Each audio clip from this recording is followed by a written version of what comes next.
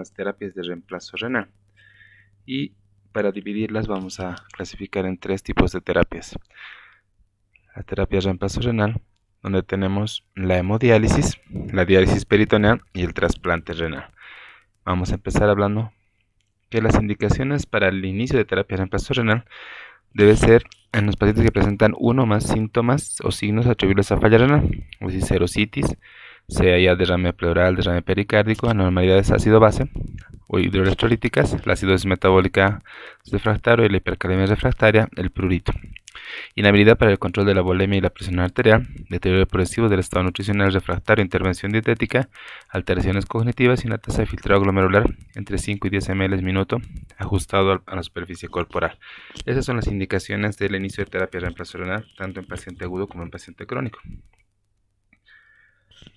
El trasplante renal será considerado en adultos cuando la tasa de filtrado glomerular esté por debajo de 20 ml minuto y hay una evidencia de enfermedad renal progresiva e irreversible en 6 a 12 meses. Es decir, porque a un paciente podremos prepararlo ya en un estadio 4 de enfermedad renal crónica, cuando la progresión es irreversible y el paciente tiene candidato a un trasplante y pueda optar a un probable donante vivo.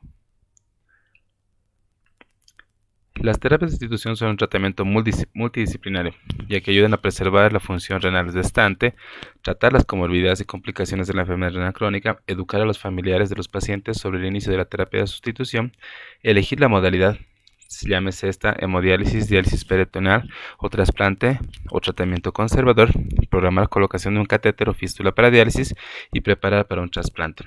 Estos 12 meses antes de iniciar la terapia de sustitución renal. ¿Cuáles son las contraindicaciones en las terapias de sustitución? Tenemos absolutas y relativas. En diálisis peritoneal, las contraindicaciones absolutas son la pérdida de la función peritoneal, adherencias intraperitoneales, hernia abdominal no corregible con cirugía, imposibilidad de recambio en ausencia de asistente. Y las contraindicaciones relativas de la diálisis peritoneal, el shunt ventriculoperitoneal, el stent aórtico abdominal, intolerancia de fluidos intraabdominales, abundante masa muscular, obesidad mórbida, malnutrición severa, infecciones cutáneas cerca del lugar donde se implantará el catéter TENCOV, enfermedad inflamatoria intestinal y diverticulitis. En cambio, en la hemodiálisis, nuestra contraindicación absoluta es la ausencia de un acceso vascular y las relativas dificultad para este acceso vascular, velonofobia, falla cardíaca o coagulopatías. Bueno, vamos a entrar en el capítulo de la hemodiálisis y definiremos la diálisis en un proceso de intercambio entre dos compartimentos, llámese la sangre y la solución dializante, gobernados por gradientes de concentración, donde participa lo que es la difusión, o de presión hidrostática, donde participa la convección, individualmente o asociados entre sí, por lo que resulta determinante el papel de la membrana como elemento de separación y transporte selectivo de solutos. Entonces definamos la diálisis como un proceso en el cual la composición de solutos de la solución A es modificada al exponer dicha solución a una segunda solución B a través de una membrana semipermeable. Esa es la definición conceptual de diálisis. En teoría existen más de 1000 toxinas urémicas y cada una se diferencia por su peso molecular, siendo la división en moléculas de bajo peso molecular, de mediano peso molecular y de alto peso molecular. Las moléculas que se difunden con más facilidad son las de bajo peso molecular, entre las cuales tenemos a la urea con un peso molecular de 60 y la creatinina con 113, y las de alto peso molecular, que principalmente se presentan en pacientes que tienen ya complicaciones crónicas, como la beta-2 microglobulina o la mioglobulina. Los principios físicos de la diálisis se basan en dos principalmente, en la difusión y convección, los cuales permiten el paso de solutos y agua a través de una membrana semipermeable de forma bidireccional. La difusión se facilita gracias a un gradiente de concentración, el tamaño y peso molecular y la resistencia a la membrana de la diálisis. En cambio, la convección, o también llamada ultrafiltración, está favorecida por la presión hidrostática, que actúa a nivel de la presión transmembrana más el coeficiente de ultrafiltración y depende de lo que es la presión osmótica. Entonces, la difusión está cuantificada por el aclaramiento de diferentes moléculas. La difusión es el principal mecanismo de transporte de solutos por gradiente de concentración entre compartimentos, de un lugar de mayor concentración a uno de menor concentración a través de una membrana semipermeable. En cambio, la convección está favorecida por la ultrafiltración, un principal mecanismo de transporte de agua, y los solutos se transportan por arrastre a través del líquido que se está transportando por el gradiente de presión entre los compartimentos. Entonces, la difusión más la convección es lo que viene a ser denominarse la diálisis. Existe otro mecanismo. Aquí tenemos un ejemplo, por ejemplo, que es la difusión, el paso de la urea de un lugar de mayor concentración al de menor concentración, y la convección, el paso del líquido de un lugar donde se ejerce una presión a un lugar donde la presión es menos evidente. Fuera de estos dos principios, tenemos el tercero, que sería la adsorción, donde hay moléculas atrapadas o retenidas en la superficie de un material específico que sirve para depurar en pacientes que tienen, por ejemplo, un síndrome de falla multiorgánica, una gran cantidad elevada de albúmina o de sustancias que normalmente no se eliminan con difusión y con convección. La remoción de los solutos en la adsorción, la adherencia molecular a la cara interna de la membrana es inherente a determinadas membranas, entre las que tenemos la AN69 y la PMMA. La depuración de proteínas es de alto peso molecular, entre 5.000 y 50.000 daltons, como citoquinas y complementos, como mencionábamos en un proceso de respuesta inflamatoria sistémica, por ejemplo. El circuito de hemodiálisis: en el dializador tenemos dos compartimentos, uno que corresponde a la sangre y otro que corresponde al líquido de diálisis. La sangre va en una dirección y el líquido de diálisis en una dirección contraria. Por eso esta circulación se denomina circulación a contracorriente, lo que favorece a la eliminación de solutos, porque nunca se llega a un equilibrio por sustitución continua del dializado y de la sangre. Este flujo maximiza la diferencia de concentración entre uno y otro compartimento. Entonces recuerden siempre que un fluido va en una dirección y el líquido de diálisis en una dirección contraria siempre. En relación a la máquina de diálisis, la máquina de diálisis tiene tres componentes: un circuito de sangre, un circuito hidráulico y una programación de sesión de la hemodiálisis que está en la pantalla. También está compuesta por biosensores y biocontroles y un equipo y un sistema de desinfección. El equipo de biosensores está formado por un monitor de volumen sanguíneo, monitor de dializancia iónica, el monitor de urea y monitor de temperatura. Esto es lo que son los componentes principales de una máquina de diálisis. ¿Y cómo se comporta cómo es el circuito de la diálisis? Una vez que la sangre sale por la línea arterial, va a ser captada por una bomba, la bomba de transporte, que ayuda a la retirada de la sangre, donde antes de la prebomba tenemos un punto de infusión de la heparina para evitar la coagulación del sistema. Esta bomba impulsa a una velocidad aproximada de 250 a 400 ml por minuto el transporte de la sangre, la misma que va a llevar hacia el filtro de dializado, que va a tener una conexión para el ingreso de la sangre y una conexión para el ingreso del líquido de dializado, por donde el líquido va a ingresar y luego va a salir. Estas membranas de celofán, en su interior es el lugar donde se va a producir lo que es la depuración, la difusión y la ultrafiltración, la convección que hemos mencionado. Una vez la sangre depurada, va a salir del filtro y va a pasar a través de un sensor de monitor de presión venosa y una trampa de aire para evitar el paso de alguna molécula o de una sustancia de aire que pueda ser eliminada a través de la membrana y que podría pasar al paciente. Por lo tanto, esta trampa de aire va a ser el lugar donde se va a detener esta, y si fuera en mayor cantidad, la máquina automáticamente se va a parar. Si es que no hubiera ningún problema, la sangre va a ser devuelta a la circulación a través de la línea venosa que se encuentra en la paciente en su fístula arteriovenosa. El dializador tiene algunos componentes importantes, algunas características, como son el aclaramiento y la dializancia, que es la tasa de intercambio neto por minuto de una sustancia entre el líquido de diálisis y la sangre por unidad de gradiente de concentración de líquido, de sangre y líquido. En su composición interna está compuesta por una gran cantidad de microfibras o microfilamentos, que va a ser el lugar donde se va a movilizar la cantidad de sangre del líquido dializado para el transporte de los solutos que se están tratando de depurar. ¿Cuáles son los componentes del líquido de hemodiálisis? Este está compuesto por agua previamente desionizada, tiene iones de sodio, potasio, cloro, calcio y magnesio, glucosa y una sustancia alcalinizante que está formada por el bicarbonato. Además, puede tener una cantidad de anticoagulante, donde utilizamos la heparina, principalmente en un bolo inicial de 2000 unidades, seguida de una infusión de 800 a 1200 unidades por hora. Normalmente lo que se hace es administrar un bolo de 2000 y luego 1000 unidades cada hora hasta terminar la sesión de hemodiálisis. La heparinización puede variar según el método de infusión o según la dosis. Según el método de infusión puede ser una heparinización continua, intermitente o regional.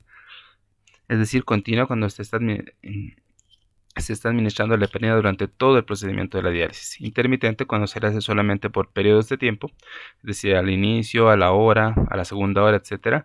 O regional cuando solamente hacemos heparinización del segmento del circuito de sangre sin llegar a meter o a introducir heparina en el organismo. Es decir, una heparinización solamente del circuito de sangre que está fuera de la persona.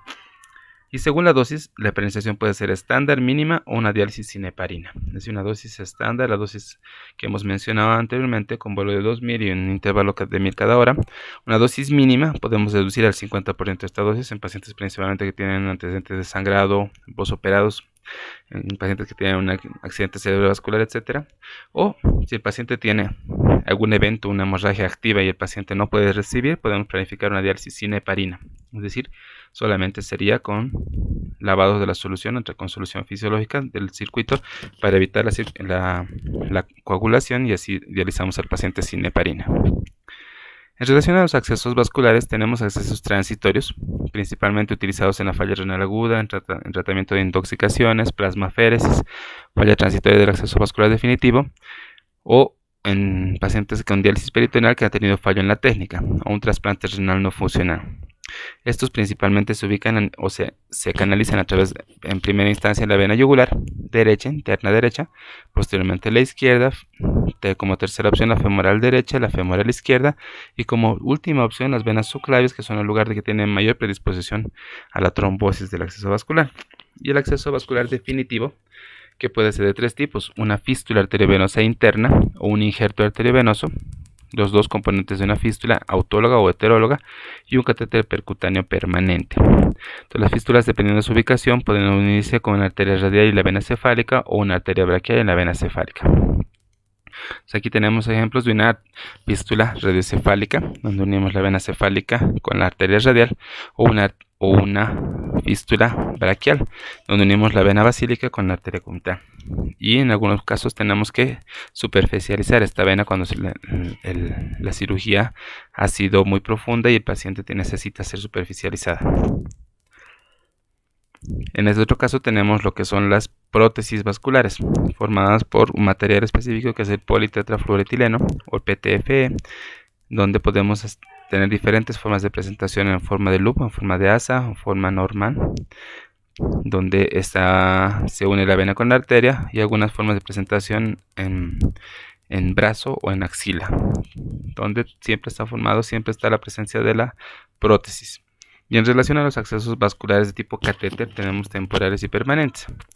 Los temporales son los que se colocan al inicio de la terapia de reemplazo renal, y donde hemos dicho que el abordaje primero es yugular interno derecho.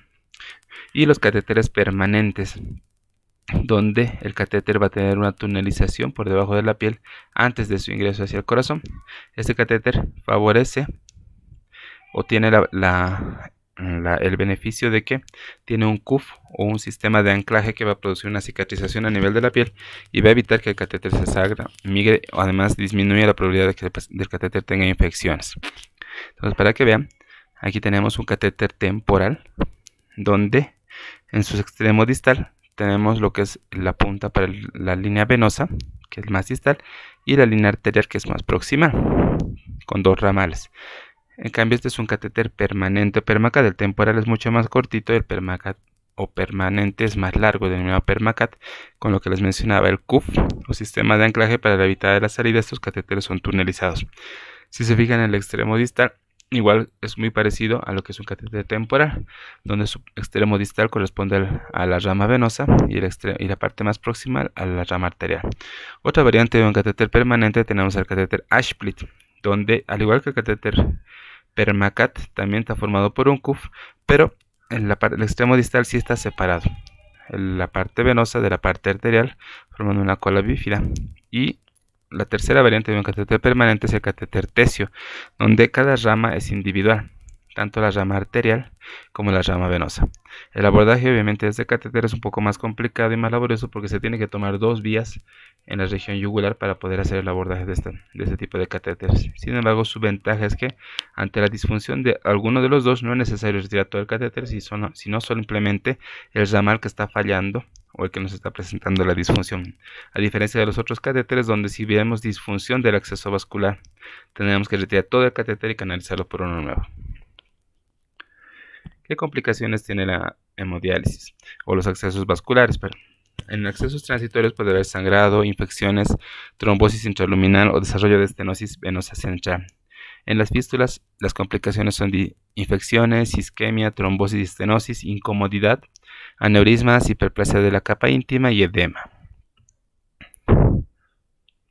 ¿Cuáles son los tipos de hemodiálisis que existen? Tenemos la hemodiálisis convencional, donde los dializadores son de baja permeabilidad y baja superficie, con un flujo sanguíneo que se mantiene entre 200 y 300 ml por minuto y un flujo de dializado estándar de 500 ml por minuto. Otro tipo de diálisis es la diálisis de alta eficacia, donde hay un mayor aclaramiento de solutos porque la superficie del filtro es mayor, es de 1.8 a 2.2 por metro cuadrado, si el flujo sanguíneo es de 300 a 400, mayor. El flujo de líquido dializado puede variar entre 700 y 1000 ml por minuto y requiere un control preciso de ultrafiltración porque al ser un filtro de mayor superficie tiene mayor tendencia a eliminar líquido con más rapidez y por lo tanto el paciente podría presentar descompensación hemodinámica.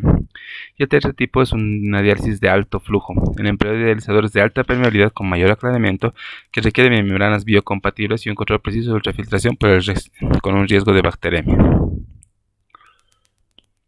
Los aspectos clínicos del inicio de la diálisis son los pacientes, las indicaciones precisas son pacientes con síndrome urémico, hipercalemia no controlable con medicamentos, acidosis metabólica grave con un pH menor a 7.1, sobrecarga de volumen con edema agudo de pulmón, es decir, una ganancia mayor del 10% del peso corporal del paciente, hipertensión arterial refractaria, el paciente que tome más de 3 medicamentos y todavía no se controla su hipertensión, o un aclaramiento de creatinina entre 5 y 10 ml por minuto. Ninguno de estos valores por separados es un indicador único. Siempre se tiene que valorar al paciente en un contexto general para ver cuál es la condición, la clínica o las complicaciones laboratoriales que pueda presentar en el momento de decidir cuál es la terapia de reemplazo renal. ¿Cómo se define una hemodiálisis adecuada? Es muy amplio e incluye las medidas necesarias para disminuir la tasa de morbia y mortalidad de los pacientes urémicos en hemodiálisis, con una óptima tolerancia al tratamiento y una buena calidad de vida. La toxicidad urémica se debe a la escasa o nula eliminación renal de solutos de bajo, mediano o alto peso molecular. El aclaramiento de estos solutos está íntimamente relacionado con 3 cosas fundamentales y 3 cosas que podemos modificar en una sesión de hemodiálisis para mejorar o dar una diálisis adecuada. Una, la superficie y eficacia depuradora de la membrana de la diálisis, el KOA, es decir, podemos mejorar el filtro buscando un filtro de mayor amplitud, de mayor superficie. El flujo de sangre del líquido de diálisis, modificable durante la sesión. Es decir, yo puedo modificar el flujo de mi bomba, en vez de 300 le subo 350 y el flujo de líquido dializado podría modificarlo de 500 a 700, por ejemplo. Y el tiempo de duración de la sesión de diálisis también es modificable y nosotros podemos prescribir esto para mejorar la diálisis en un paciente. Es decir, si un paciente tenía una diálisis habitual de 3 horas y media, sin embargo está urémico, yo considero que debería tener un tiempo más adecuado, le puedo subir ese tiempo hasta 4 horas y media o lo que yo considere necesario, pero se puede ajustar. Entonces estas 2 cosas fundamentalmente se pueden modificar en el momento de hacer la prescripción de diálisis al pie de la cama del paciente. Determinación de la dosis. La correcta evaluación de la dosis de diálisis se basa principalmente en la medición de la urea total eliminada y se utiliza el movimiento cinético de la urea que permite la prescripción de la dosis de la diálisis a través de un cociente que se denomina el cociente de reducción de la urea, o URR, donde se mide el urea prediálisis y la urea postdiálisis multiplicando este valor por 100 y considerándose un valor adecuado un URR entre 65 y 70%. ¿Qué quiere decir? Que para mí es adecuado retirar entre 65 y 70% de la urea que el paciente presentaba en el ingreso de la diálisis para decir que mi diálisis ha sido adecuada y ha sido suficiente para mejorar la calidad de vida de este paciente. ¿Cómo se mide la dosis o la calidad de una diálisis? A través del KTB. Este índice mide el aclaramiento total de la urea, donde K representa el aclaramiento de urea del dializador por el tiempo de duración de la diálisis, que representa la T, dividido entre el volumen de distribución de la urea que representa la B, que equivale aproximadamente al agua corporal total. Entonces, un KTB ideal en una sesión de diálisis está entre 1.2 y 1.3. Esa es nuestra dosis ideal para un paciente en terapia de reemplazo renal, con un KTB semanal que puede alcanzar de 3.6 a 3.9. La recirculación del acceso vascular se define como cualquier momento en que la sangre se sale del dializador y vuelve a la entrada de este sin haber pasado primero por los tejidos periféricos ricos en urea. Se produce en el corto segmento del acceso entre las agujas arterial y venosa, o cuando se produce una recirculación, la concentración de urea que entra al dializador podría reducirse entre un 5 y 40% más. Entonces, esta es la fórmula para la determinación. Se hace a través de la urea en el rama arterial, una urea en rama venosa y una urea en rama periférica. Aplicando esta fórmula y multiplicando por 100. Por lo tanto, siempre es importante ver la distancia que existe entre los segmentos de las agujas en el momento del abordaje de una fístula, o si un catéter está invertido, quiere decir que si se ha colocado la línea arterial con la rama venosa y la línea venosa con la rama arterial, o viceversa, que nos condicionaría una recirculación, es decir, una falta de eliminación de las toxinas urémicas de forma adecuada. ¿Qué es el peso seco? El peso seco es el peso del paciente al finalizar la diálisis, cuando se ha extraído todo o gran parte del exceso de líquido corporal. Los pacientes que han sido ultrafiltrados por debajo de su peso seco experimentan a menudo malestar general, calambres y mareos postdiálisis. Es decir, que un paciente cuando inicia su sesión de diálisis se tiene que ir bajando el peso de forma paulatina hasta el momento en que clínicamente el paciente presente malestar, calambre o tenga hipotensión sin la utilización de antihipertensivos. Por lo tanto, ya sabemos que ese peso en el paciente probablemente es el peso más bajo que va a tolerar, y nosotros consideramos subjetivamente como nuestro peso seco en el paciente.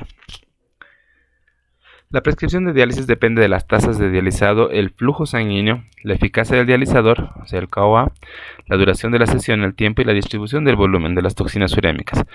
La prescripción de la diálisis estándar debe ser mínimo de 4 horas a una velocidad de flujo de sangre de al menos 250 ml por minuto como mínimo y una tasa de dializado de 500-800 ml minuto de flujo. Entonces, todo eso se tiene que anotar en una prescripción de diálisis: el tiempo, el flujo de sangre, el flujo de dializado y la ultrafiltración o la cantidad de líquido que vamos a retirar en un paciente.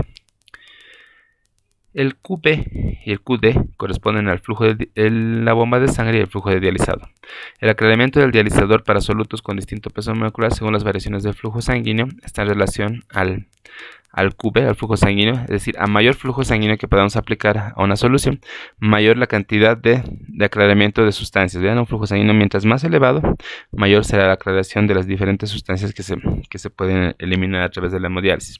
Y la superficie de membrana, igual, a mayor superficie de membrana, en una relación del aclaramiento de urea, mayor será el aclaramiento en relación a un flujo más elevado. Entonces, el aclaramiento de urea de un dializador según la superficie y el flujo sanguíneo. ¿Qué complicaciones agudas podemos ver en hemodiálisis? Toda patología que aparece en el paciente asociada a la técnica dialítica se puede presentar hasta en un 16 a 24%. Las más frecuentes son la hipotensión, de un 20 a un 30%, los calambres, de un 5 a un 20%, las náuseas y vómitos, de 5 a 15%, la cefalea en un 5%, dolor torácico de 2 a 5%, dolor de espalda en un 2 a 5%, el prurito en 5% y la fiebre y escalofríos menor a 1%. Entonces, lo más frecuente que vemos en un paciente en el momento de la terapia, durante la técnica dialítica, es la hipotensión y los calambres. Son las complicaciones más importantes que podemos ver en un paciente en sesión de hemodiálisis. Cuando el paciente está haciendo sus primeras sesiones de hemodiálisis, tenemos que tener mucho cuidado de lo que se denomina síndrome de desequilibrio, que es un conjunto de signos y síntomas neurológicos generalmente asociados con cambios electroencefalográficos que pueden ocurrir durante o después de la diálisis. Clínicamente se manifiestan con náuseas, vómitos, inquietud, hipertensión, cefalea, convulsiones. El paciente puede tener arritmia, obnubilación, coma e incluso llegar a la muerte. ¿Y a qué se debe esto? La etiología es controversial, sin embargo, hay dos tendencias a explicar por qué se produce el desequilibrio. Una se debe a un cambio brusco de la osmolaridad plasmática al disminuir rápidamente la cantidad de urea a nivel sanguíneo. Y el segundo, una explicación, es a un cambio en el pH del líquido cefalorraquídeo por la acidosis del líquido cefalorraquídeo. Por lo tanto, es importante en las primeras sesiones de diálisis hacerlos más cortas a un flujo más lento, y así evitar la pérdida muy brusca de la cantidad de urea en el paciente para evitar este síndrome de desequilibrio. Entonces el manejo, en el momento de que se presente, si es leve, tratará la sintomatología inespecífica. El tratamiento es sintomático, reducir el QB, el flujo de la bomba de sangre, suspender la hemodiálisis en caso necesario o utilizar soluciones hipertónicas. En caso de que sea severo, se debe suspender inmediatamente la hemodiálisis. Descartar cualquier otra causa posible, asegurar una vía aérea, administrar manitol y valorar al paciente, hacer seguimiento durante 24 horas para ver la mejoría. ¿Cómo prevenimos el síndrome de desequilibrio? Durante la diálisis aguda, utilizar, como les decía, una sesión menos intensa, reducción de urea solamente de un 30%, es decir, el 50% de lo que nosotros necesitamos del urea normal, evitar soluciones bajas en sodio y administrar manitol a una dosis de 100 ml por hora durante la primera sesión de diálisis, primera o segunda sesión de hemodiálisis. Y durante la diálisis crónica, utilizar soluciones con sodio mayor a 140 miliequivalentes litros. Así evitamos los cambios en la osmolaridad a nivel cerebral y por lo tanto las posibles complicaciones neurológicas que podría tener este paciente. Las complicaciones crónicas en hemodiálisis son la anemia por deficiencia de eritropoyetina, la hipertensión arterial principalmente relacionada con sobrecargas de volumen, alteraciones digestivas por las toxinas urémicas, donde están manifestado por anorexia, dispepsia, estreñimiento, hipo, el trastorno óseo mineral, caracterizado histopatológicamente por la osteodistrofia renal en relación a cambios en la concentración de calcio, fósforo y hormona paratiroidea, y alteraciones lipídicas con aumento de triglicéridos, LDL colesterol y disminución del HDL colesterol, es decir, una dislipidemia heterogénica que podrían presentar estos pacientes. Pasando al capítulo de diálisis peritoneal. Esta es otra modalidad de diálisis en los pacientes, donde se integra por 4 componentes, principalmente la membrana peritoneal, la sangre capilar. La membrana peritoneal per sí, donde está conformada por un endotelio capilar, un intersticio y un mesotelio peritoneal, los vasos linfáticos y el líquido de diálisis. Estos son los 4 componentes fundamentales de la técnica de la diálisis peritoneal. La microcirculación peritoneal está formada por ramas de la arteria mesentérica superior, arterias intercostales, epigástricas y lumbares. El drenaje será a través de la vena porta y la vena cava inferior. El 25% de los capilares peritoneales representa la superficie peritoneal efectiva. Es decir, un cuarto de todos los capilares que están irrigando el peritoneo será lo que nosotros tenemos como superficie efectiva para la terapia de reemplazo. El intercambio peritoneal se realiza en los capilares entre 5 y 6 micrómetros de diámetro y en las vénulas postcapilares de 7 a 20 micrómetros. El transporte linfático se realiza en la zona subdiafragmática del peritoneo, donde presenta terminales linfáticas que aumentan la capacidad de absorción. Esta se debe a una mayor absorción subdiafragmática, es constante, influida por la presión intraabdominal y se reabsorbe solutos por retroconvección. Produce una retrofiltración convectiva que disminuye la eficacia de ultrafiltración y dializancia entre un 15 y 20%. Existe la teoría de los 3 polos a nivel de la membrana peritoneal, donde el transporte de solutos es restrictivo según el tamaño molecular. Tenemos los polos transcelulares, donde su diámetro es de 2 a 4 angstroms, poros pequeños de 40 a 55 y los poros grandes de 150 a 300. Entonces, cada uno de los poros va a tener un transporte diferente de lo que es líquido y solutos, dependiendo de la teoría donde tenemos los 3 polos, la teoría de los 3 polos, el modelo de los 3 polos. ¿Cuáles son los principios físicos? La membrana es una barrera parcialmente semipermeable, afectada por la concentración de glucosa que le proporciona la fuerza osmótica. Las variaciones de las sustancias osmóticas determinan las variaciones del volumen peritoneal. Hay un intercambio por difusión, convección y intercambio de doble sentido. De la sangre al peritoneo va a pasar urea, creatinina, potasio y proteínas, y del peritoneo a la sangre se va a transportar principalmente lactato, glucosa y calcio, que son los componentes del líquido dializado. Entonces hay un intercambio en doble sentido en la diálisis peritoneal, a diferencia de la hemodiálisis donde el intercambio es en un solo sentido de la sangre hacia el líquido dializado.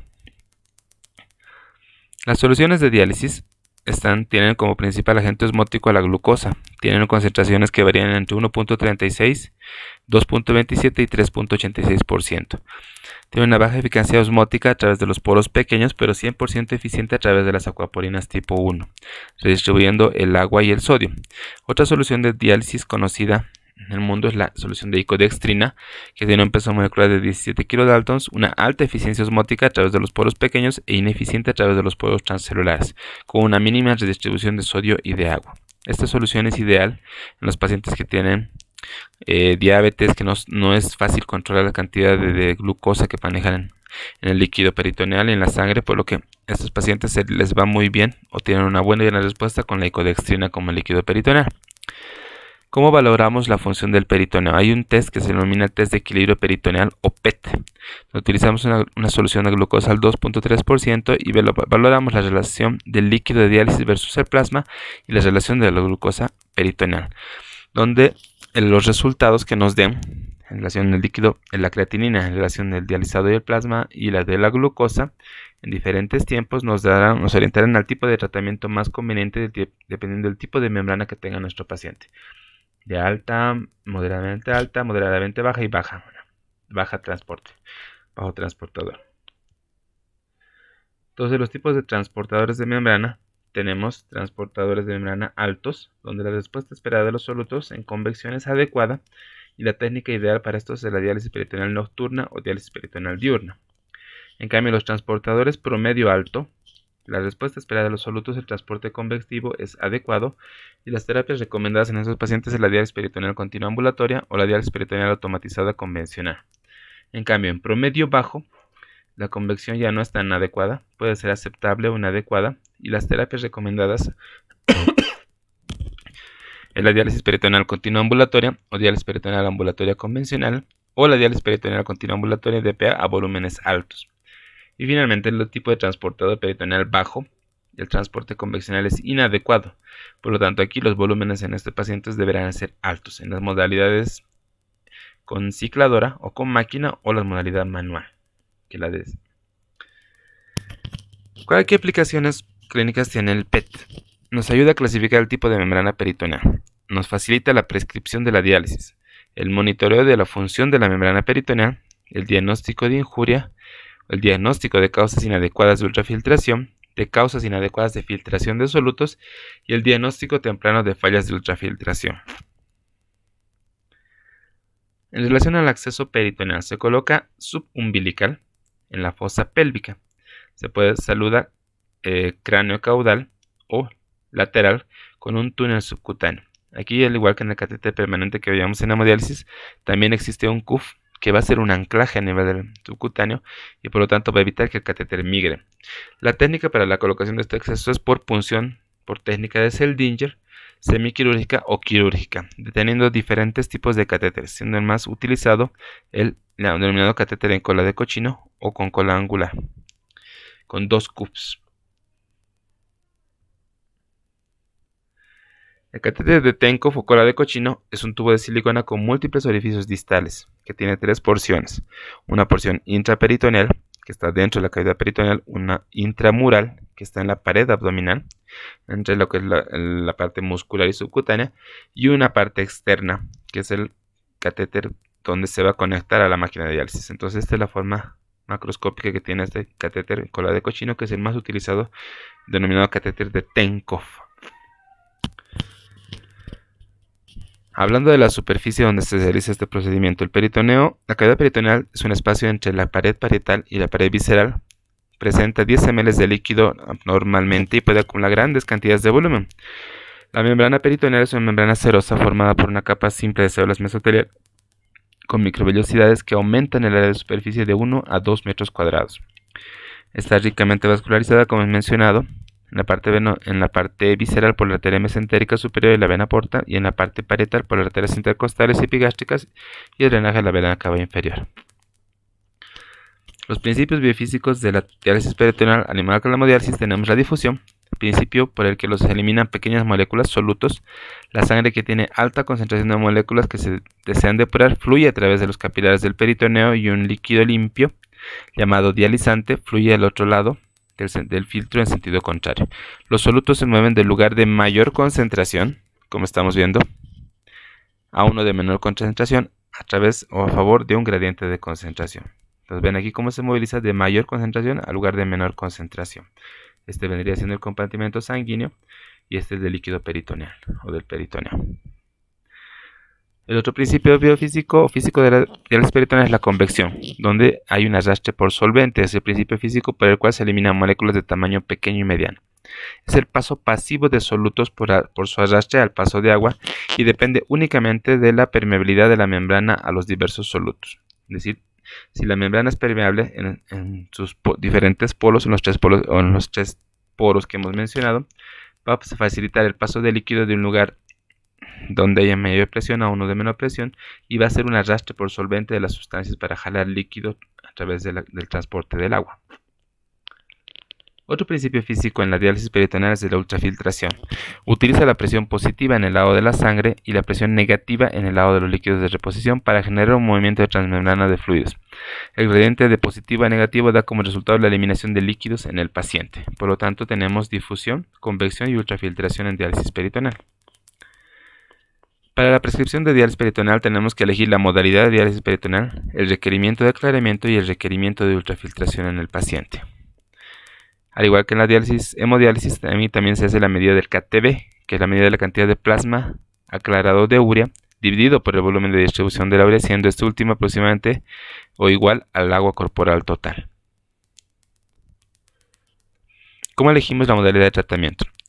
Podemos tomar tres parámetros. La preferencia del paciente, dependiendo de su estilo de vida, su autosuficiencia, haya o no haya apoyo familiar y social, y factores geográficos, buscando la diálisis peritoneal óptima para proveer el aclaramiento y la eliminación de líquidos adecuados y el coste relativo, porque existen modalidades que son manuales y modalidades que son con una máquina denominada cicladora. Entonces, las indicaciones en la terapia, en la preferencia del paciente y la familia, en los niños especialmente menores de 20 kilos, ejemplo, los pacientes laboralmente activos con deseo de independencia o autosuficiencia o ancianos con buen apoyo familiar, podemos escoger las terapias, cualquier tipo de terapia. Pacientes con dificultades para desplazarse a un centro de diálisis es una indicación. Por ejemplo, los que trabajan en distancias largas, que sea difícil movilización en el área rural. Pacientes que tengan inestabilidad hemodinámica o alto riesgo de arritmias graves, es decir, con pacientes con disfunción sistólica significativa, alto riesgo de arritmia grave, cardiopatía dilatada, niños con hipertrofia ventricular grave o cardiopatía coronaria. Pacientes que tengan dificultad para obtener y o mantener un acceso vascular adecuado para hemodiálisis. Por ejemplo, niños, pacientes con hipercoagulabilidad, adultos mayores, los diabéticos que no tienen buenos accesos vasculares porque sus venas tienen problemas de aterosclerosis. Pacientes donde la anticoagulación no es aconsejable, como la enfermedad trombólica, antecedentes de sangrados recurrentes, retinopatía diabética proliferativa, o enfermedades infecciosas que dificultan el acceso a hemodiálisis, por ejemplo, la hepatitis viral B, C o un HIV positivo, que no son contraindicaciones absolutas, pero sí relativas para ingreso a terapia de reemplazo renal, tipo hemodiálisis. ¿Qué contraindicaciones?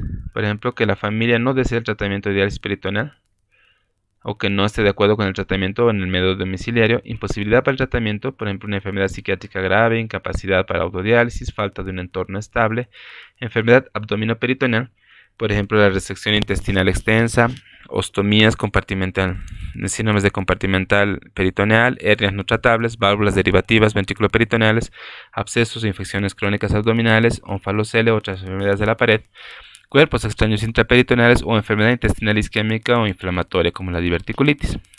Otra contraindicación, previsible efecto indeseable o complicaciones, como ejemplo en la gastroparesia diabética, riñones poliquísticos gigantes, donde la cavidad peritoneal se reduce por el tamaño de la enfermedad de la columna vertebral, porque puede producir dolor la cantidad de líquido que vamos a infundir, enfermedades pulmonares restrictivas o la obesidad mórbida. Y finalmente, otros elementos que puedan predecir la mala evolución del paciente con la técnica o un alto riesgo de inadecuación. Por ejemplo, la hiperlipemia grave, diabetes mellitus mal controlada, desnutrición grave, pacientes con mala adherencia al régimen o pacientes con superficie corporal aumentada sin función renal residual. Entonces, ¿qué modalidades son las más comunes? La más común utilizada en el mundo es la diálisis peritoneal continua ambulatoria o DPCA. Es sencilla, no utiliza máquinas, es una terapia continua, por lo tanto mantiene un equilibrio fisiológico en el paciente. Una desventaja es que se hacen múltiples manipulaciones, tiene limitaciones en el volumen y en pacientes con función renal residual menor a 2 ml por minuto se debe realizar de 3 veces a 5 intercambios de 1.5 a 3 litros de solución dializante al día. o incluso podemos hacer de 8 a 10 veces por cada 10 horas por la noche, con 4 a 6 veces o cada 4 a 6 horas de permanencia de líquido en el día. En pacientes que tienen una función renal residual mayor a 12 ml por minuto, 4 recambios de 2 litros al día son suficientes, con 5 horas en el día y 9 horas de permanencia durante la noche. Quiere decir que infundimos líquido en el peritoneo, en pacientes que tienen función renal residual, de 2 litros, lo dejamos durante 5 horas en el peritoneo, lo cerramos, desconectamos y en el momento de la desconexión volvemos a conectar y vaciamos este líquido. Una vez vaciado el líquido, volvemos a llenar un nuevo líquido limpio, dejamos en el peritoneo por 5 horas y volvemos a retirar. Es decir, hacemos 4 recambios durante el día que tengan 5 horas de permanencia y durante la noche, la última conexión, tendrá una permanencia de 9 horas. Es decir, hay 4 cambios. Durante el día, noche, día, noche. Durante el día veremos 3 cambios, y en la noche 1. Durante el día 3 cambios, durante la noche 1.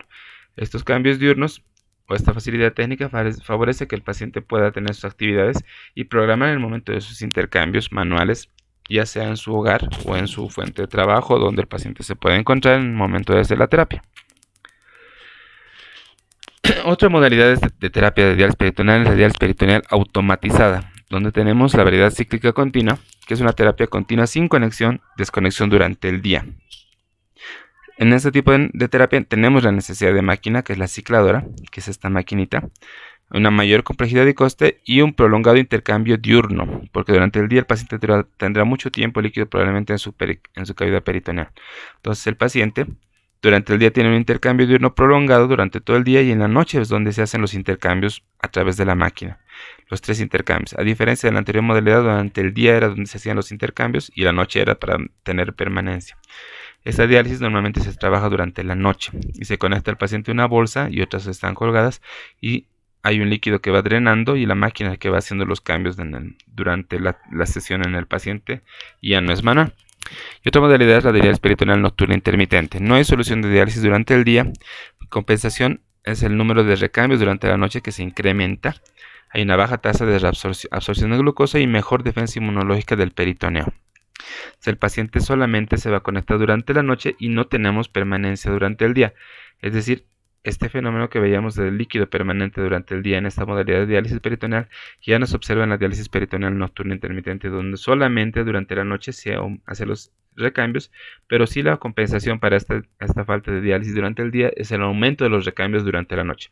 Es decir, el líquido va a entrar y salir más veces del peritoneo durante la noche en este tipo de terapia. Otra modalidad es la diálisis peritoneal tidal o en marea o con remanente, donde el volumen de llenado inicial favorece un drenaje parcial a intervalos periodos y el volumen que se cicla se denomina volumen tidal o volumen de ciclado. El volumen que permanece en cavidad peritoneal se denomina volumen de reserva y mejora el aclaramiento de pequeños solutos y el intercambio, pero sí a costa de un incremento del costo y de la complejidad. Es decir, hay momentos donde se infunde gran cantidad de líquido y antes del drenaje completo nuevamente se hace una infusión como si fuera una marea, una ola de una marea. Entonces, antes de terminar de vaciar, hacemos una nueva infusión de gran cantidad de líquido, estamos vaciando y nuevamente se hace una gran infusión y nuevamente esto favorece el aclaramiento de pequeños solutos en los pacientes que tienen alguna terapia o una indicación específica. Existen formas híbridas de diálisis peritoneal, donde tenemos la diálisis peritoneal continua ambulatoria con intercambios nocturnos automatizados. Interrumpe el largo intercambio nocturno, mejora la ultrafiltración y el aclaramiento, pero aumenta la complejidad y el coste y hay una conexión toda la noche. Tenemos otra forma que es la diálisis peritoneal automatizada con intercambios adicionales durante el día. Esta es la forma manual conectando a una máquina de la noche. En cambio, esta es la conexión nocturna con máquina en la que aumentamos conexiones manuales durante el día. Interrumpe el largo intercambio diurno para mejorar el aclaramiento y la ultrafiltración y hay un segundo cambio diurno manual o con las líneas de la cicladora a través del puerto de acoplamiento. Entonces, aquí tenemos el ejemplo de todas las modalidades de la diálisis, de la CAPD, la diálisis peritoneal con continua ambulatoria, donde tenemos los intercambios diurnos más la permanencia nocturna, la gran cantidad de intercambios diurnos con permanencia nocturna, 2 cambios durante la noche, el abdomen seco o en sus diferentes variedades, o abdomen seco o la variedad tidal en los pacientes. Entonces, todas estas son modalidades donde el líquido dializado El paciente se puede hacer conexiones manuales o conexiones con cicladora.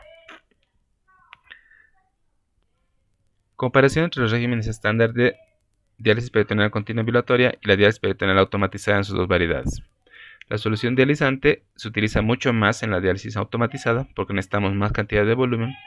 La cantidad de horas es similar entre la continua ambulatoria y la cíclica continua, pero es más corta durante la nocturna intermitente porque no hay la permanencia diaria durante el día. El tiempo en máquina, en la manual obviamente no vamos a utilizar máquina, en las dos modalidades de automatizada el tiempo es de 63 a 70 horas a semana. El número de procedimientos por la semana será mucho mayor en la manual porque tenemos que hacer 4 intercambios durante el día, a diferencia de la conexión de la automatizada que solamente hacemos conexión nocturna. El KTB es muy parecido, de 1.5 a 2.4, de 1.5 a 2.6, de 1.2 a 2. Y el aclaramiento de creatinina de litros semanales es igual muy similar entre la continua ambulatoria y la cíclica continua de 40 a 70 litros semana y la nocturna intermitente de 25 a 50 litros por semana. Eso es relación a la diálisis peritoneal. Tenemos entonces, este es el modelo de la conexión. El paciente tiene en el abdomen, se hace la conexión del catéter y lo primero que se va a pasar es la infusión, es decir, el fluido de la diálisis se introduce en la cavidad abdominal mediante el catéter. El catéter favorece la entrada del líquido, el paciente se conecta e ingresa el líquido. Entonces, después, posteriormente, viene la fase de permanencia, donde las toxinas y el agua son absorbidos por el fluido a través de la membrana peritoneal. Este líquido se encuentra en el abdomen, en el peritoneo, y a través de los capilares y linfáticos se hace el intercambio de los fluidos en el tiempo de permanencia, que normalmente son de 4 a 5 horas. Y finalmente tenemos la fase de drenaje, donde el fluido usado se descarga y sustituye por el líquido limpio para la diálisis posterior. Es decir, hagan de cuenta que todas las sustancias tóxicas se han intercambiado en la fase de permanencia. Ese líquido se conecta al paciente y se drena a una bolsa nueva, una bolsa que está vacía, y después, posteriormente, el paciente nuevamente infunde una cantidad de líquido limpio para reiniciar nuevamente el ciclo. Entonces, esta diálisis es continua, todo el día el paciente se está dializando y favorece, es mucho más fisiológica y mejora la cantidad de función renal residual que pueda conservar en el paciente. Además, disminuye los eventos, las complicaciones. Para la elección de la prescripción tenemos objetivos de aclaramiento. Permitir que el paciente mantenga en un estado razonablemente bueno de salud sin sintomatología urémica significativa y con una buena evolución. Seguían las guías KDOQI, el factor para la continua ambulatoria de KTB semanales de 2 y el aclaramiento de creatinina de 60. Para la cíclica continua de 2.1 KTB semanal y 63 de aclaramiento de creatinina. Y para la diálisis peritoneal nocturna intermitente un KTB semanal de 2.2 con un aclaramiento de creatinina de 66. Sin muchas diferencias en relación a las guías de la Sociedad Canadiense, donde el KTB semanal para los alto y medio transportadores es de 2 con un aclaramiento de 60. Y para los bajos transportadores lo que modifica es el aclaramiento de creatinina que baja 50 ml. Entonces lo que tenemos que buscar siempre es un KTB semanal de 2, entre 2 y 2.2. La frecuencia de las determinaciones según la KDOQI para el KTB y el aclaramiento de creatinina es 3 veces durante los primeros 6 meses de diálisis peritoneal y posteriormente cada 4 meses. Cambios significativos de la prescripción o en estado clínico del paciente podrán hacer modificar estas cantidades de dosificaciones o determinaciones. Aclaramiento urinario cada 2 meses hasta que la función renal residual sea despreciable. Entonces, ¿qué estrategias tenemos en diálisis peritoneal continua ambulatoria para alcanzar el KTB peritoneal? Incremento del volumen de intercambio, es decir, infundir cantidad de solución mayor a 2 litros, a 2.5 litros, otros en 2 litros y luego cae la función renal residual, subir. Puede ser condicionar dolor de espalda, distensión abdominal, dificultad respiratoria y mayor riesgo de hernias o fugas porque es mayor la cantidad que vamos a infundir. Aumento de la frecuencia de los intercambios. Menor tamaño inician con 3 cambios, 5 cambios de 4 horas, cambio en el estilo de vida, dispositivos de intercambio nocturno serían recomendables. Y finalmente, aumento de la tonicidad de las soluciones. Aumenta la ultrafiltración como el aclaramiento, pero puede condicionar hiperglicemia, hiperlipidemia, obesidad, daño de la membrana peritoneal. En este tipo de pacientes lo recomendable sería utilizar la icodextrina. En la diálisis peritoneal automatizada, así con cicladora, con máquina, ¿cómo optimizaríamos la diálisis? Introducción de un intercambio diurno, mejoraría el KTB y el aclaramiento de creatinina, una reabsorción neta de líquido de 16 a 28 horas y un segundo tercer cambio diurno. Aumento del volumen de intercambio de la cicladora para mejorar el aclaramiento de creatinina, menos cambios, más volumen. Modificar el tiempo de la cicladora, o sea, sin más tiempo, más aclaramiento. Aumento de la frecuencia de los ciclos, aumento del aclaramiento de 6 a 9 ciclos, un rango mayor en altos transportadores y un rango menor en bajos transportadores, y un aumento de la tonicidad de las soluciones de diálisis que mejoran la ultrafiltración. La tonicidad se refiere a la cantidad de glucosa que se encuentra en la solución de diálisis. Según el PET, entonces en los transportadores bajos, lo que se puede prescribir es diálisis peritoneal continua ambulatoria de 4 a 5 cambios al día o diálisis peritoneal automatizada con un número pequeño de intercambios de gran volumen durante la noche, una permanencia de 9 horas o 1 o 2 intercambios diurnos. En los transportadores medios, la prescripción que más se adapta al estilo de vida, y en los transportadores altos, intercambios más frecuentes con corta duración, que no compromete la ultrafiltración. En diálisis peritoneal automatizada, 4 a 7 intercambios nocturnos de 9 horas de duración y un intercambio corto diurno de 3 a 4 horas. O utilizar conicodestrina para intercambio diurno largo para evitar la lesión de la membrana peritoneal. Entonces, como habéis mencionado, dependiendo del tipo de transportador, tenemos las diferentes modalidades de diálisis, sean de alto, medio alto transportador, medio bajo transportador o bajo transportador, según nuestro test de equilibrio peritoneal. ¿Qué ventajas ofrece la diálisis peritoneal sobre la hemodiálisis? Mantiene la función renal residual durante más tiempo, da mayor estabilidad hemodinámica, hay un mejor control tensional, favorece una dieta más libre en el paciente a comparación de la hemodiálisis, disminuye la sobrecarga ventricular, hay una baja incidencia de anemia en estos pacientes, un mayor aporte calórico y posibilita el tratamiento domiciliario, que es un hecho muy importante porque muchos pacientes no pueden transportarse o no hay quien los traslade a una unidad y se dializa 3 veces por semana y favorecería que se dialicen en su domicilio, además que tiene un menor costo comparado con la hemodiálisis para el Estado. Finalmente, vamos a hablar del trasplante renal, nuestra tercera opción de terapia de reemplazo en los pacientes. El trasplante es la transferencia de células vivas u órganos o tejidos de una parte del organismo a otra o de un organismo a otro. Entonces, todos los pacientes que están en enfermedad renal crónica con una depuración por debajo de 20 ml minuto son considerados para un trasplante renal, siempre y cuando no tenga una contraindicación absoluta. Y este tipo de modalidad ofrece una mejor calidad de vida, una mejor expectativa y calidad de vida comparado con la diálisis. En evidencia tipo A de las recomendaciones de la KDIGO. Todos los tipos de trasplante son de 4 tipos en relación al donante y receptor. El trasplante autogénico, donde el donante es el propio del receptor, por lo tanto la receptación es al 100%.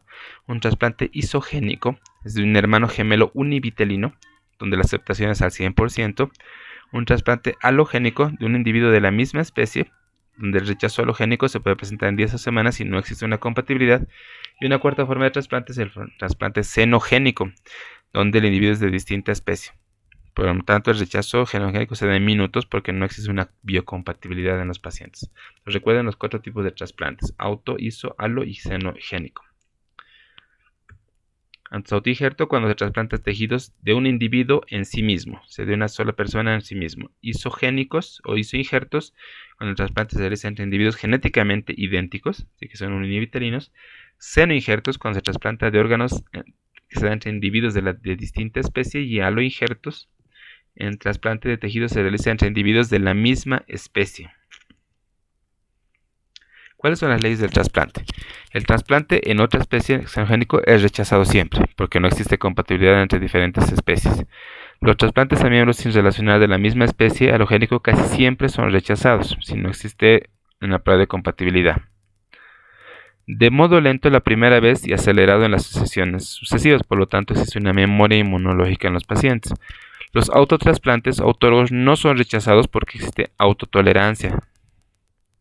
A mayor consanguinidad, identidad genética entre donante y receptor, menor será la probabilidad de un rechazo. Estas reglas son válidas para tejidos normales y tumorales. ¿Cuáles son las tasas de supervivencia en el trasplante? La disponibilidad de nuevos inmunosupresores y más selectivos ha favorecido a que estos pacientes tengan una mejor sobrevida. El perfeccionamiento de las pruebas de tipificación de histocompatibilidad, el perfeccionamiento de las técnicas quirúrgicas, mejor selección de pacientes, intervención en etapas iniciales de la enfermedad, detección precoz y precisa de un rechazo y mejor comprensión del proceso de rechazo en los pacientes. Técnicas que se desconocían en la antigüedad y por lo tanto los pacientes tenían pérdida de los injertos de forma más brusca. El sistema antigénico de la respuesta halogénica. Se tienen que determinar los sistemas de grupos A sanguíneos A, B, O para ver la compatibilidad. De igual forma tenemos que determinar el sistema principal de histocompatibilidad y los antígenos menores de histocompatibilidad. Esto es todo para determinar la respuesta probable de un donante o de un receptor ante un donante. Y en inmunología del trasplante existen diferentes señales, donde 3 son las principales. Donde existe una célula presentadora de antígeno, la señal tipo 1, donde los anticuerpos o el antígeno se va a presentar a través de las células presentadoras hacia los receptores de calcineurina o AMP quinasas, donde estos van a favorecer la replicación a nivel del ARN con NFNTA, y va a haber una segunda señal o de coestimulación a través del CD80 y CD86 que estimula el CD28 y hay una mayor interacción del PI3K. Además, la tercera señal es a través del CD25, donde también se va a estimular el PI3K y también se va a favorecer la estimulación del JAK3. Todos estos mecanismos van a favorecer la replicación celular en sus diferentes fases, la G1, MS y G2. Por lo tanto, estos pacientes van a tener una mayor producción o mayor formación de anticuerpos, y esta es la inmunología básica de un trasplante en la célula T, por las 3 señales. Por lo tanto, los medicamentos anti-rechazo o inmunitarios van a tratar de bloquear estas diferentes señales. Aquí en la calcineurina, con los medicamentos anticalcineurínicos, como ya conocen, en la ciclosporina tacrolimus, tenemos la satioprina, que bloquearía el ciclo de la síntesis de nucleótidos o la de replicación del mTOR, que es donde participa gracias al estímulo del JAK3, donde participarían el sirolimus y el verolimus como principales elementos o medicamentos para el trasplante. Y otros medicamentos o anticuerpos monoclonales, donde irían a bloquear diferentes señales en el trasplante en los pacientes.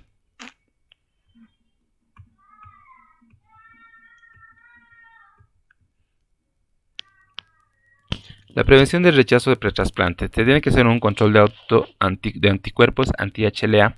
Hay que hacer una prueba cruzada con citometría de flujo en suero, donde se determina linfocitos B y células de donante con técnicas de microlinfotoxicidad, técnicas de histocompatibilidad con microlinfotoxicidad, técnicas de biología molecular, citometría de flujo y ELISA y tratamiento inmunosupresor. Todas estas medidas ayudan a prevenir un rechazo en el trasplantado.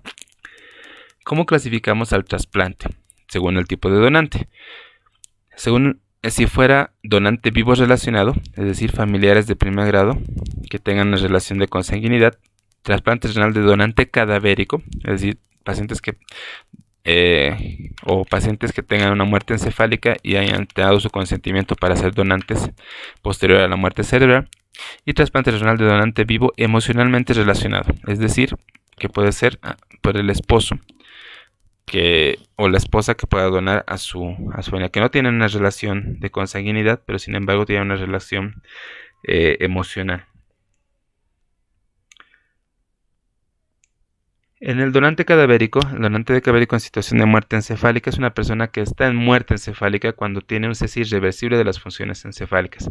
Según la situación en la que se produzca la muerte, consideraremos la donación en los diferentes órganos y tejidos. Donantes en muerte cerebral podrán donar riñón, corazón, pulmón, páncreas, córnea, piel, hueso, ligamento, tendones, válvulas cardíacas y tímpano. Y donantes fallecidos en parada cardiorrespiratoria son valorados como donantes de tejidos en caso de que el fallecimiento haya sido muy recientemente, y son valorados como donantes renales probablemente. Entonces, la muerte encefálica se define como la ausencia de función cerebral, ausencia de función del tronco cerebral y que sea irreversible. Se hacen diferentes tipos de pruebas: reflejos pupilar, óculo cefálico, óculo vestibular, corneal, cilio espinal, faríngeo, tusígeno, respiratorio y cardíaco, buscando la respuesta y valorando las diferentes vías de los diferentes reflejos.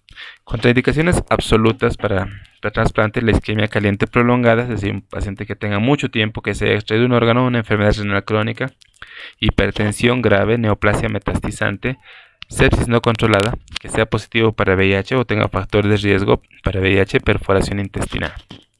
Contraindicaciones relativas tenemos a edad de menor a 6 años o mayor a 65 años, una isquemia fría prolongada, necrosis tubular aguda del donante, infección tratada, positivo para hepatitis C y hepatitis B, otras enfermedades como diabetes o lupus o neoplasias no metastizantes. ¿Qué se debe solicitar a un donante vivo? Se debe hacer tipiaje de sangre, tipiaje de tejidos, evaluación cardiovascular con ecocardiograma transtorácico en mayores de años, radiografía de tórax en laboratorio completo, donde veremos hematología, química, tiempos de coagulación, prueba de embarazo, si son mujeres, orina simple, urocultivo, marcadores virales, citomegalovirus, clearance de creatinina y proteína de 24 horas, ecografía abdominal, evaluación psiquiátrica, evaluación ginecológica, si corresponde a mujeres o en varones, PSA, en mayores de 40 a 45 años, arteriografía abdominal y renal selectiva. Eso en un donante. ¿Cuáles son contraindicaciones para un donante vivo? Absolutas: que tenga menos de 18 años, que sea hipertenso no controlado, diabético, que tenga una proteinuria mayor a 300 miligramos en 24 horas, un filtrado glomerular anormal para la edad o hematuria microscópica. Contraindicaciones relativas: infección activa crónica, obesidad y trastornos psiquiátricos. Al receptor, ¿qué se le debe evaluar? Se tiene que hacer tipiaje de sangre, tipiaje de tejidos y prueba cruzada con la sangre del donante, historia clínica completa con examen físico adecuado, evaluación urológica, donde se debe solicitar un cistograma miccional, medición de la capacidad vesical, cistoscopía en mayores de edad, mayores de años, un PSA en mayores de 40 años, evaluación de vías digestivas con una endoscopía digestiva alta y endoscopía digestiva baja en mayores de 45 años. Además, se debe solicitar ecografía abdominal, evaluación odontológica, evaluación ginecológica buscando citología de cuello uterino en las mujeres, laboratorio, marcadores de hepatitis, HIV, citomegalovirus, una placa de tórax, mamografía si hay antecedentes familiares y en mayores de 30 años, sin antecedentes familiares y en mayores de 40 años. Evaluación cardiovascular: en los no diabéticos, asintomáticos menos de 50 años, solamente radiografía y electrocardiograma. En mayores de 50 años asintomáticos, ecoestrés con dobutamina o prueba de esfuerzo. Y en asintomático con enfermedad coronaria, prueba de esfuerzo o ecoestrés con dobutamina. En diabéticos, en todos los diabéticos, ecoestrés con dobutamina y Doppler de miembros inferiores. La nefrectomía pre-trasplante está indicada en qué pacientes, es decir, que tenemos que sacar el riñón antes de trasplantarle uno nuevo. En pacientes con litiasis no eliminadas mediante técnicas mínimamente invasivas, en carcinoma renal o lesiones sospechosas, en poliquistosis renal masiva, hematuria, dolor o infección, en niveles persistentes de anticuerpos antimembrana basal glomerular, proteinuria significativa no controlada, pielonefritis recurrente o hidronefrosis grado 4 o 5, acompañada de reflujo vésico ureteral con infecciones frecuentes. Todas estas son indicaciones de nefrectomía pretrasplante en el receptor. ¿Cuáles son las bases del tratamiento inmunosupresor? Hay que hacer inhibición de la presentación de antígenos, que era la señal número 1, inhibición del reconocimiento antigénico a través de la calcineurina, bloqueo de las señales accesorias y coestimuladoras, bloqueo de las moléculas de adhesión, inhibición del eje interleuquina 2 receptor a través de la ciclosporina o tacrolimus, inhibición de la proliferación celular a través de la cetioprina, mofetilmicofenolato y inmunosupresores de acción compleja, como son los corticoides y la leflunomida. Entonces, toda esta variedad de medicamentos tenemos para el tratamiento y sus tipos de inducción. La inducción en el modelo de empleo en los corticosteroides primero se utiliza como inductor en la primera fase de trasplante y después como tratamiento de mantenimiento. Los inhibidores de la calcineurina, tenemos las dos opciones, ciclosporina y tacrolimus, que se puede utilizar en inducción y en mantenimiento manteniendo diferentes niveles. Inhibidores de la síntesis de nucleósidos, donde tenemos el mofetilmicofenolato y la cetioprina, que igualmente tiene su terapia de inducción y su terapia de mantenimiento. Inhibidores del mTOR, donde tenemos el sirolimus y el everolimus, con su dosis de inducción y de mantenimiento, y anticuerpos policlonales antilinfocito, donde tenemos el ADGAM, que tiene una fase, es un medicamento que va a hacer una depresión completa de los linfocitos T y se utiliza en la terapia de inducción en el trasplante de los pacientes. Se debe realizar siempre pruebas de citomegalovirus y Epstein-Barr para evitar complicaciones, porque vamos a barrer completamente los linfocitos T. Un anticuerpo monoclonal antilinfocito es el OKT3, utilizado en la antigüedad, donde se realizaba profilaxis para citomegalovirus, Epstein-Barr por mayor riesgo de enfermedad linfoproliferativa post-trasplante. Y anticuerpos anti-CD25 se utilizan el baxilizumab y el daclizumab en dosis en terapia de inducción. Es decir, en inducción los principales medicamentos son los anticuerpos mono y policlonales y los esteroides. Las terapias de mantenimiento son a través de los preesteroides, inhibidores de la calcineurina y inhibidores de la síntesis de nucleósidos en terapia combinada. La evolución clínica por el trasplante, el postoperatorio inmediato es un periodo crucial. Las primeras 6 horas son fundamentales. Puede existir complicaciones agudas, sean isquémicas por una necrosis tubular aguda, inmunológicas con un rechazo agudo, quirúrgicas, una trombosis vascular o fístulas, etc., o infecciosas. Hay que hacer la valoración de diuresis inmediata o la presencia de oligonuria. Es bien importante hacer la medición de la diuresis inmediatamente el paciente se trasplanta o se le injerta un riñón, porque puede presentar un rechazo, que es un conjunto de manifestaciones clínicas, funcionales, anatomopatológicas, bioquímicas e inmunológicas secundarias a la respuesta inmunitaria lesiva del receptor contra el injerto trasplantado.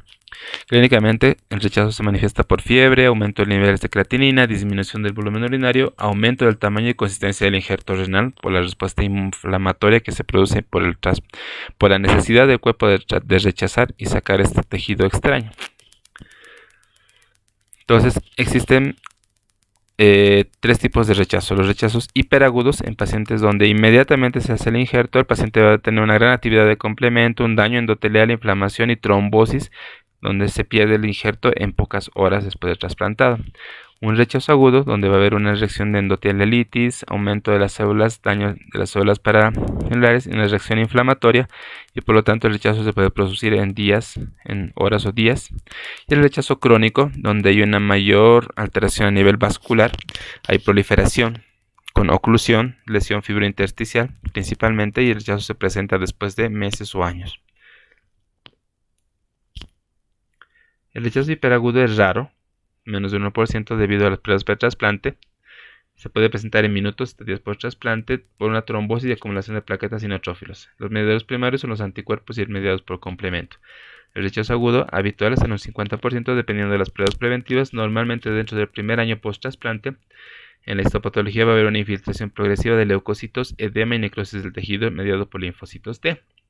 Y el rechazo crónico habitual también en un 50% de los casos aumenta con el aumento de episodios agudos de rechazo, normalmente dentro de los 5 a 10 años, pero puede ser tan pronto como semanas post-trasplante. Hay infiltración de leucocitos que puede estar presente, fibrosis intersticial y oclusión de los capilares, como mencionamos. Anticuerpos, citoquinas y factores de crecimiento son mediadores primarios de este tipo de rechazo.